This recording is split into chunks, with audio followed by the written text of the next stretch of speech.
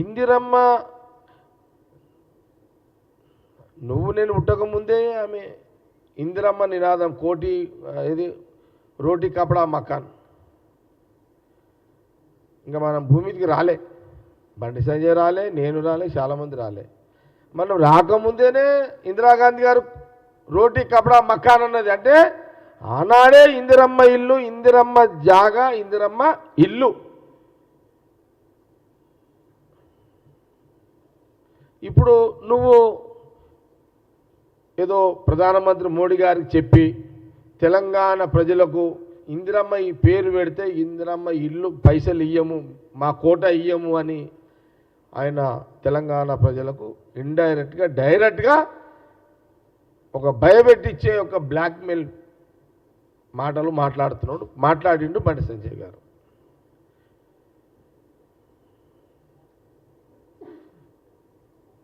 అసలు నేను బండి సంజయ్ గారికి ఏం చెప్తున్నా అంటే, అసలు ఏమి తెలుసు బండి సంజయ్ గారు బీజేపీ నాయకులారా, ఇందిరాగాంధీ గారి యొక్క చరిత్ర దేశ ప్రజలకు తెలుసు, నీకు తెలవకపోవడము చాలా బాధ అనిపిస్తుంది. కాంగ్రెస్ పార్టీకి, ప్రజలకు, దేశ ప్రజలకు, తెలంగాణ ప్రజలకు ఈనాటికి దేశంలో ఈ తెలంగాణ రాష్ట్రంలో ఏ ఊరికి పోయినా ఎక్కడ పోయినా ఇందిరమ్మ అంటే చాలామంది ముసలోళ్ళు తాతలు మన అమ్మమ్మలు నాయనమ్మ లేచి కూర్చుంటారు. అది చరిత్ర.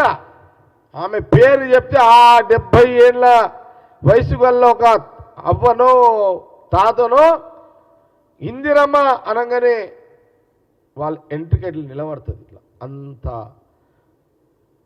పవర్ఫుల్ పేరు ఇందిరా గాంధీ గారు పేరు.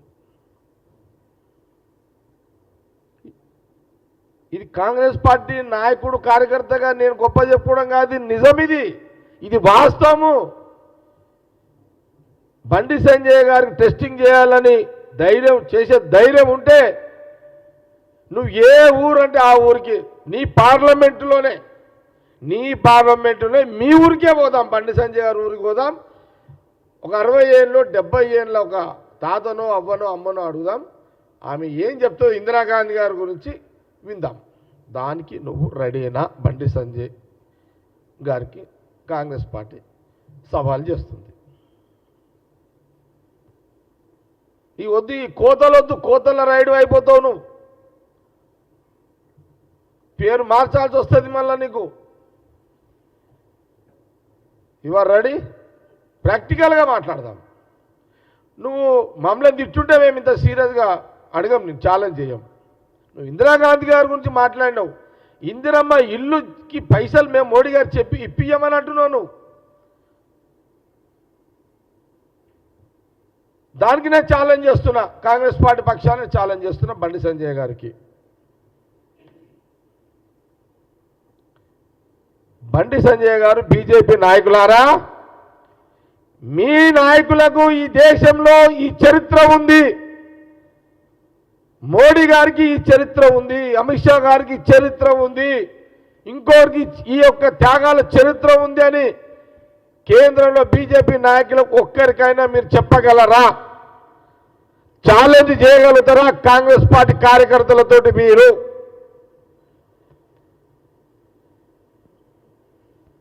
మీకు ఆ ధైర్యం ఉందా, దమ్ముందా బీజేపీ నాయకులకు?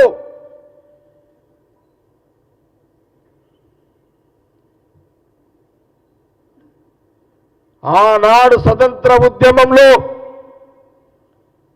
దేశ ప్రజలు ఆ రోజు మహాత్మా గాంధీ గారి యొక్క నాయకత్వంలో ఈ దేశానికి స్వాతంత్రం రావాలి, తీసుకురావాలి, తెచ్చుకోవాలి అన్న రోజు అందులో జవహర్లాల్ నెహ్రూ వారి కూతురు ఇందిరాగాంధీ గారి వారి వయసు అప్పుడు నేను అనుకుంటే అప్పుడు చాలా చిన్న వయసు. అరే ఏజ్ ఎంత ఉందా? ఎస్, ఆ రోజు ఏంది దాదాపు ఈ దేశ ప్రజల స్వాతంత్ర ఉద్యమంలో మహాత్మా గాంధీ గారి యొక్క నాయకత్వంలో నెహ్రూ గారి జవహర్లాల్ నెహ్రూ కూతురు ఆవిడ యొక్క సారథిలో దాదాపు 6 సంవత్సరాలు జైలు జీవితం గడిపింది ఆమె. 6 సంవత్సరాలు దేశం కోసము ఆ చిన్న వయసులో, చిన్న వయసు అంటే ఆ రోజుల్లో చిన్న వయసే, ఆ వయసులో ఆమె జైలు జీవితం గడిపింది. పెళ్లి అయినాక కూడా జైలు జీవితం గడిపింది.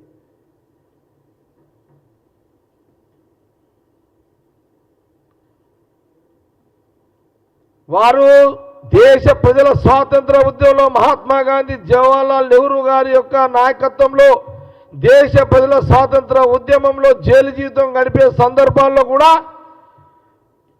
వారు ప్రెగ్నెన్సీగా ఉండే. ఆ జైల్లోనే పుట్టింది ఎవరు? మొదటి సంతానము రాజీవ్ గాంధీ గారు.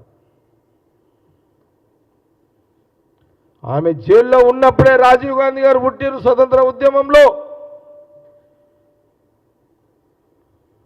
ఇది ఇందిరాగాంధీ గారి యొక్క జీవిత చరిత్ర.